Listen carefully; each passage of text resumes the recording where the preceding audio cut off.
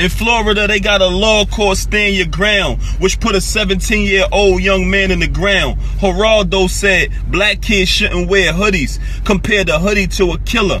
How could he? Sean Bell ain't wear a hoodie and they still shot him. Diallo ain't wear a hoodie and they still shot him. What's wrong with Geraldo's brain? The Ku Klux Klan wear hoods and nobody complains. Let them keep killing our kids, we have no future. Vigilante shooters, they say since it happened, Skittles made money in stock. My applause. I hope they donate some of that money to the cause. Obama stepped up. So did Al Sharpton. R.I.P. Trayvon Martin.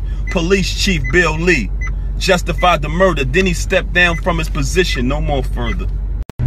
Sitting on top of the world, I'm looking down on the government. You looking up to them, they got you trapped under it.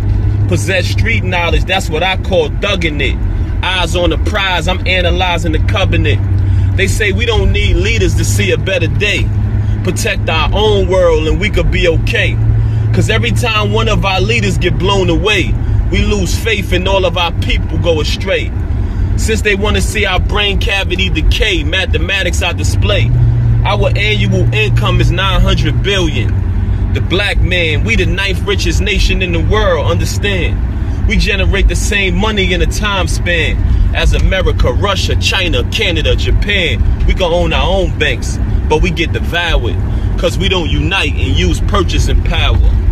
You know, man, the God MC Papoose, man, he spits that real. That's why we love Papoose, right?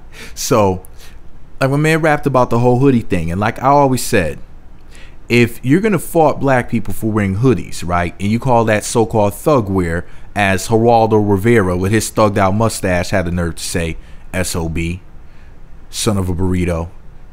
Now, if I'm wearing a hoodie right now as I'm recording this. It's a funny thing about it. And I actually have the hood up. Klan style. But seriously though, and I'm dead ass. I'm really wearing a hoodie with the hood on right now. But check this out.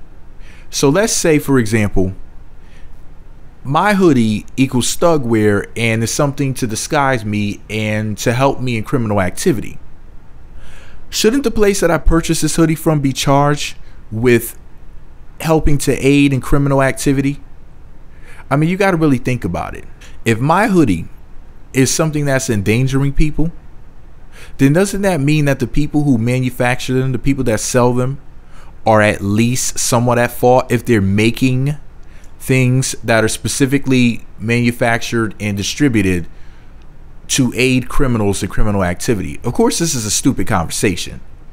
You know, I'm trying to make some sort of sense out of it, because people like Geraldo Rivera just don't make any damn sense. But on that first video, Papoose said, before I bring you up to speed, I must remind you. Now, in the second video, Pap said, before I address the nation, I must refresh your memory. 100, I think y'all forgot. Now, here's my opinion on the second video. That's right, we can have our own bakes, use purchasing power. $900 billion is, you know, that's a lot of change right there. $900 billion could really change things, turn things around. You got to think about multiplying your funds and us putting this money together, basically. I mean, it's simple. The only thing we got to do is just support each other. And if we see that somebody's just completely doing the wrong thing, somebody's not acting right and exact, you know, we don't deal with them. But for the most part, pretty much what we got to do is this, man. Now, what is it? The weave industry is like $1 billion a year industry or something like that. Weave, I'm telling you, man, between weave and then Michael Jordan sneakers and shit like that, just basic things. If we just switched our style up on just seemingly small things like weave, Jordans, things like that, just to start, things that are nowhere near a necessity, you know what I mean? It's like, come on now. And then we move on to things like food, utilities, all of that, clothing, the things we wear to work, the things we wear on special occasions, everyday clothes, all of that good stuff. I'm telling you, there's billions of dollars just waiting that basically are being wasted right now. So, you know, I don't believe in funding my own oppression. I hope you don't either. I've been saying it for the longest, man. What we need to do is get together and start investing in each other, supporting each other, and loving each other. That's all you got to do. It's very simple. And there's enough of us that believe this. I'm not saying everybody has to be involved. I don't expect, you know, for everybody to want to be a part of this. But if we get this black economy popping, on some like global Black Wall Street stuff. Like, you ever heard of Black Wall Street, you know, in Oklahoma for back in the day, and it got bombed and burned down and whatnot.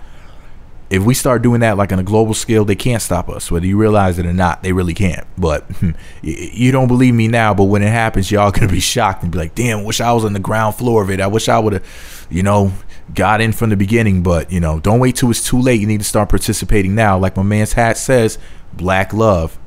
You know, show your people some love. Act like you have some sense. And stop giving away your money and your genetics. You know, mixing with other people and pretty much. All right, Scarface said, all I have in the world is my word and my balls. No, all you have in the world is your genetics and your currency. And a lot of black folks want to go, you know, getting with non-black people in relationships, having sex with them, giving them all your money, and then you don't have anything else. You know, you give them your mind, your body, your soul. You work for them. You send your kids to their schools. You know, you go to their churches. You worship their God that's in their image that looks a lot like them. And you wonder why things are messed up. It's like you got black folks out here just literally doing everything bass backwards, not ass backwards or bass backwards. It's freaking ridiculous. Do you see Asians getting down like that? You see the Jews getting down like that? Fuck no. They got their own economy. They got their own thing popping. Hell, there's even a little Italy possibly where you live. You know, they have like a small section of town where all the Italians come together. They're not even a race. They're a fucking ethnicity. You know, a small minority of white people, just a little blip on the white map. That's how they're able to run things, because these people have some fucking pride in themselves. But anyway, shout out to Papoose, the God MC.